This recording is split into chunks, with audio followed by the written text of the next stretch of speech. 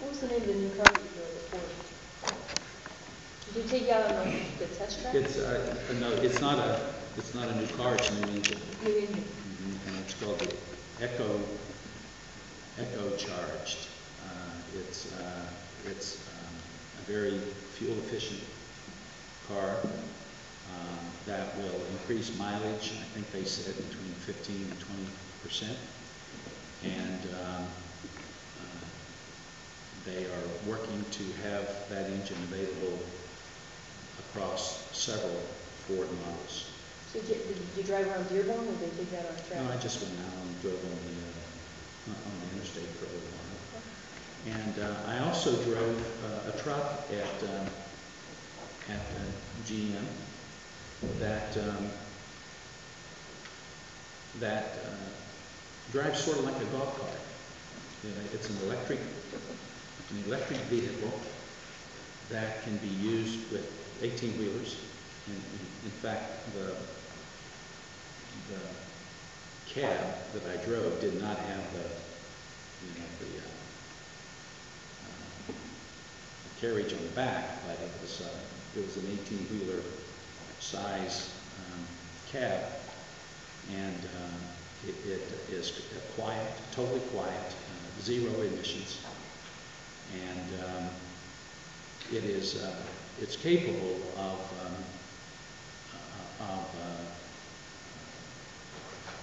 carrying heavy loads. When I met with T. Boone Pickens, I don't know, maybe 3 months ago, he was saying that natural gas had to be the alternative with heavy trucks because electricity was never going to be sufficient to carry the load of the big 18-wheeler. Well, GM thinks otherwise, and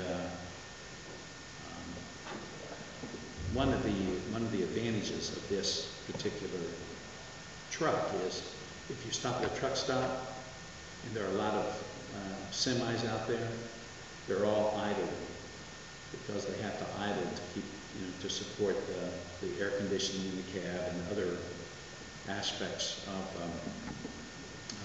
what it takes to keep one of those big rigs running. Using this technology, that's not necessary.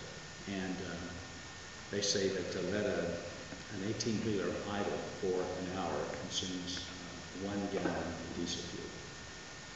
And so if that was not necessary, just that simple fact itself could save vast sums of fuel just from not having to keep trucks idling while in the parking lot. So it's a very interesting vehicle. So your security detail actually let you drive an 18-wheeler truck on the highway? Did you drive it on the highway? I did not drive it on the highway. I drove it within the parking lot. But it's absolutely quiet. It takes off like a golf cart. And here, this is a big cab that would pull an 18-wheeler. It's very interesting and very cutting edge. Governor, you said that you'd be open to ideas from the Republicans. Would you encourage the Republicans to propose a complete Republican budget? Well, I guess I wouldn't discourage that. I think, I mean, in order to put forth a budget, you've got to put forth ideas, and that's what I'm suggesting. That rather than just criticisms, because we have a shared responsibility to lead this state, and I'm not hearing a lot of positive messages about what should be done. I'm hearing a lot of criticisms about what I'm doing, and I don't know that that's helpful to the state, and I think it's reasonable for me to expect those who are criticizing what I do to express what they would do. This is a shared responsibility. Auditor Taylor has calculated, she's sort of describing as an $8 billion hole in the next 2-year budget. It sounds like you're disputing that figure. Well, Mark, what I tried to point out in my statement was it's been a few months ago that I described a $7.4 billion hole that we would have faced in this budget had it not been for the federal stimulus. And so I went to work and I fought for that stimulus. I don't want to take more credit than I deserve, but I think that if it were not for my efforts and the efforts of a handful of other governors, and I think I've shared those names with you in the past, the stimulus would not have contained the kind of direct aid to the states that it did. So we got these resources, and I am happy to receive them. I don't know if Auditor Taylor would have accepted the resources or not. If she would have accepted them, I think she should tell us what she would have done with them, how she would have used them, or if she would not have accepted them, how would she have dealt with a pending $7.4 billion deficit in the current budget we're working on. I just think that's a reasonable thing for me to ask, given the fact that she has offered these criticisms. We hope this economy turns around.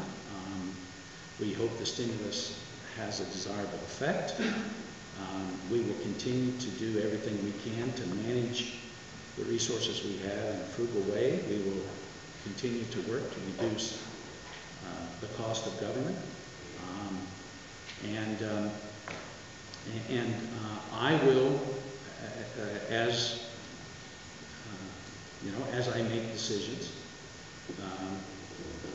as the situation unfolds, I will make the best decision that I think I can make given the circumstances I face. I simply do not understand the criticism, though, that I am using resources to continue to make college affordable, to continue to support K through 12 education, to continue to keep us from cutting safety net services to the point where Ohioans would suffer even more than they're already suffering. I do not see the reasonableness of those kinds of criticisms. And so I'm just asking Mary Taylor or anyone else that is critical of my advocating for, accepting, and utilizing these federal stimulus resources to tell me what they would have done differently. I think the question beyond accepting federal resources is sustainability.